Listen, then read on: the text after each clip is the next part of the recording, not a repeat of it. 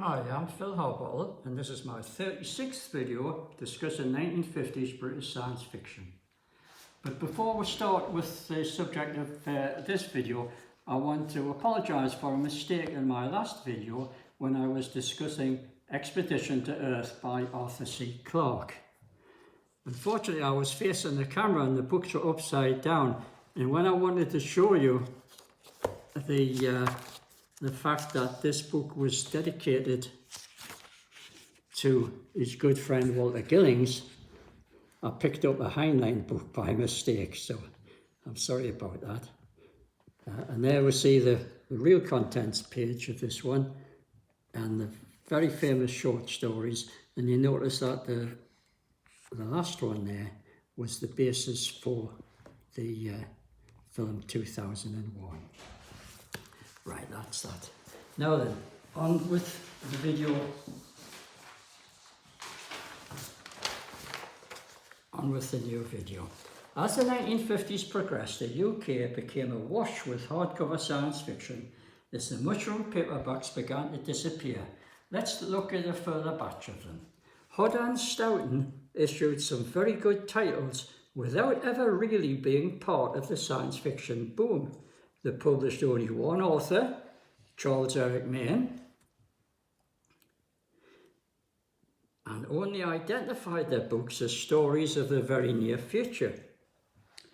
Mayne was the pseudonym of David McIlvaine, a radio and TV engineer who'd been an active fan since before the war, publishing his own fanzine, The Satellite, in association with his friends Sam Youd, who became John Christopher, and John Burke. His first novel, Spaceways, appeared from HUDA in August 1953 and was a novelisation of the author's January 1952 radio play. The inside back flap of the dust jacket carried a still from the exclusive films version then in production with a screenplay by Paul Tabori. Let's have a look at that flap. There we see that this low-budget film starring Eva Bartok and Howard Duff was not a big success, but it did help Mayne's career immensely and shaped his strategy of exploiting several different markets. By the time HUDA published his second novel, Timeliner, in January 1955, Mayne was very well known to science fiction fans who'd encountered his short stories and novelettes in magazines like Authentic, Nebula, Planet Stories and Spaceway. This novel had been developed from his November 1953 Authentic and Planet Stories novelette Highway I, which you can see here. There's the novelette that became the basis for the novel, Highway I.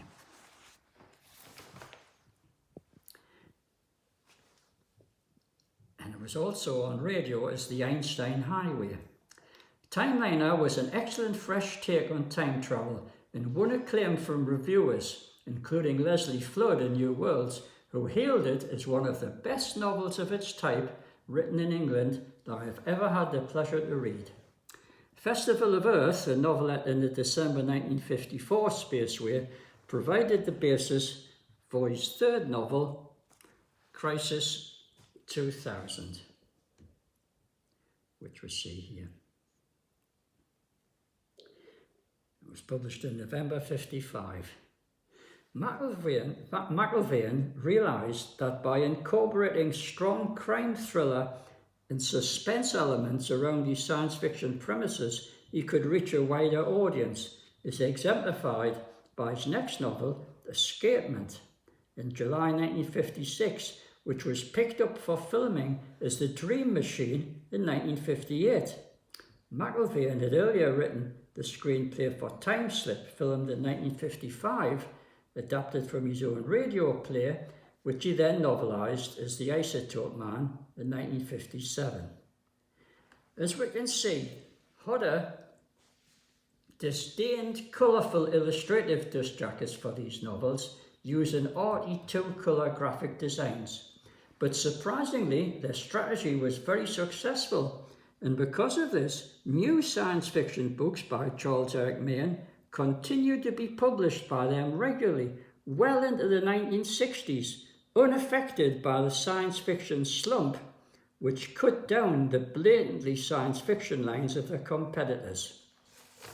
Now, Rich and Cowan were another major entrant into the hardcover science fiction market. They had had considerable success before the war with Russell Thorndike's famous Dr. Sin historical books, and were now part of the Giant Hutchinson Group. They'd also published many novels by S. Fowler Wright, but mostly detective thrillers under his Sidney Fowler pseudonym. You see here. Although these had included this future war spy novel set in 1990. But Adventures in the Blue Room was actually a science fiction novel. But it was presented in a drab billboard cover as a crime and mystery novel. But in March 1955, they launched their own labelled science fiction series with the spaceship logo on the spine, beginning with The Seeds of Life by the well-known veteran American science fiction writer John Taine, the pseudonym of E.T. Bell. He was an expat who lived and worked and wrote in America. This was followed in June by another American import of somewhat lesser standard, the American space opera The Man with Absolute Motion by Silas Water, pseudonym of Noel Loomis, but with a very colourful but disappointingly vague cover by Ron Turner. Thereafter, Rich and Cowan appeared to use an admirable policy of issuing a British novel alongside each American import. The next two titles in August were headed by another superior American import, Philip K. Dick's collection, A Handful of Darkness, his first book. Now a high-priced collector's item, beloved of dealers.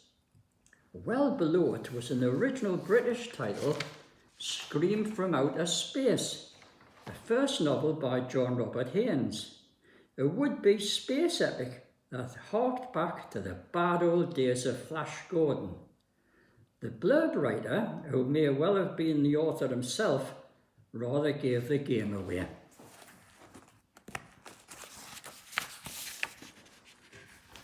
Just look at this blurb.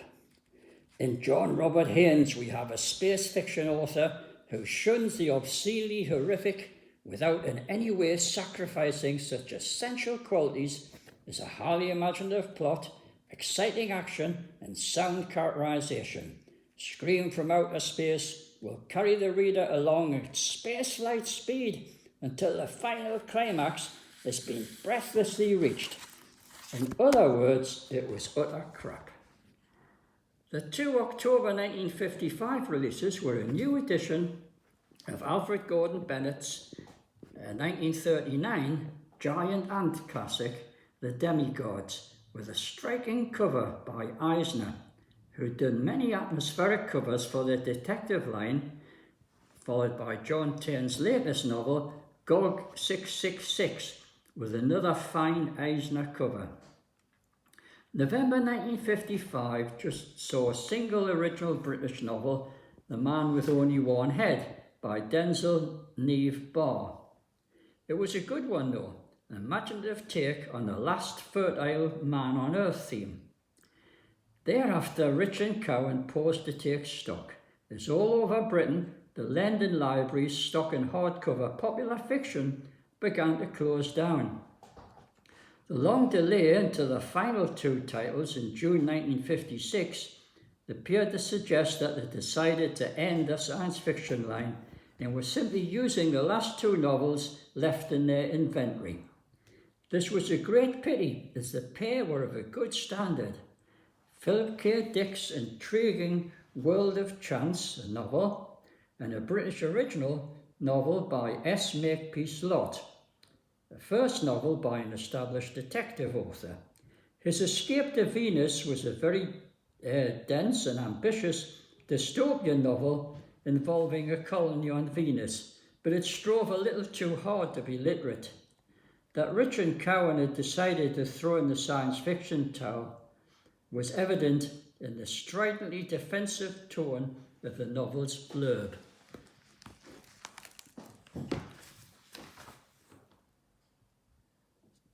Quote from it: "There's no nonsense here of death rays, 10-headed Martians, or strolling on airless planets with gravity 100 times as strong as on Earth. S-Makepeace Lot scorns the claptrap of the comic strip and delves into questions which are real, etc., etc." But the sales can't have been all that bad, because Richard Cowan later reissued many of their titles in cheaper 6 and 6 editions, and they would be reprinted in paperback by other firms in later years. It was just that nearly all the British publishers decided to shut up the science fiction shop. Ayr and Spottiswoode produced only 6 titles in the period under discussion, most of them very good ones indeed, but they were so widely spaced they made little impact. Their initial entry was a Van Vogt collection, Destination Universe. That's the initial one over here, Destination Universe, in May 1953, complete with a simple but eye-catching spaceship cover that left no doubt as to his genre origins, and a rather pretentious blurb. But the publisher didn't follow it up until August 1954, when the British original novel Satellite E1 by Geoffrey Lloyd Castle appeared, with a rather better space cover showing the then popular conception of a wheel-shaped space station. Castle was later identified as an aircraft designer and a member of the British Interplanetary Society. The publisher billed it as scientific fiction, and it was a sincere, if plodding, attempt to fuse human interest in the conquest of space. Then came a long hiatus, punctuated only by the first UK publication of American Jack Finney's famous novel The Body Snatchers in September 1955, which later became a famous science fiction film, but it was presented here as just as a fantastic thriller. Several more months passed, and then the publisher really pushed the science fiction boat out with a large 476 pages handsome volume with an attractive Val Biro otherworldly jacket, Stories for Tomorrow, edited by William Sloan, an anthology reprinting 22 of the original 29 American stories. It was copyrighted in 1955, but it wasn't released until January 1956. The stories by Blish, Bradbury, Christopher, Clark, Russell and others were generally excellent, with a good introduction.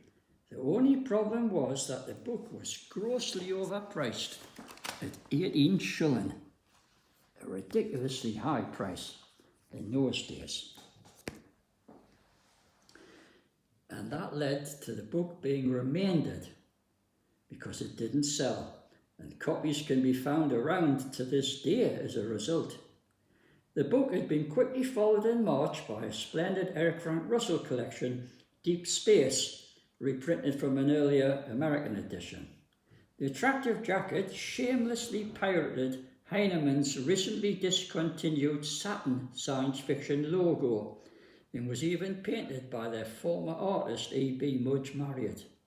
But the disastrous sales of Stories for Tomorrow appeared to kill off this promising line of titles, though the publisher issued a last hurrah in November 1956 with the ambitious Sometime Never.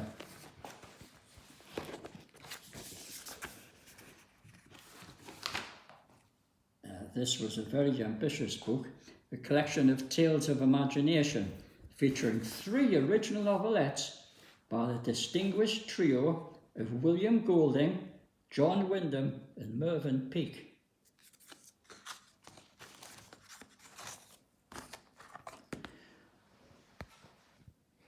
but it didn't succeed in selling. And when Eyre and Spottiswoode published Frank Robinson's science fiction novel The Power the following year, which was also a famous science fiction film a few years later, they presented it as a detective thriller, avoiding any hint of science fiction. An even briefer Nobel failure, late entry in the science fiction stakes during this period, was the firm of Max Reinhardt. They did everything right. Everything right. Attractive Mudge Marriott dust jackets, their own distinctive science fiction logo, and two superb American titles, Shadows in the Sun by Chad Oliver, October 1955, and Born of Man and Woman by Richard Matheson. But the line didn't continue. A third title was announced, A Woman's World, edited by Helen Winnick, but in more than 50 years of collecting, I've never seen this anthology, and it doesn't seem to have been published. No doubt other science fiction titles were aborted when the great science fiction blight struck UK publishing. But before then, there were still plenty of other titles to be discussed in my next video.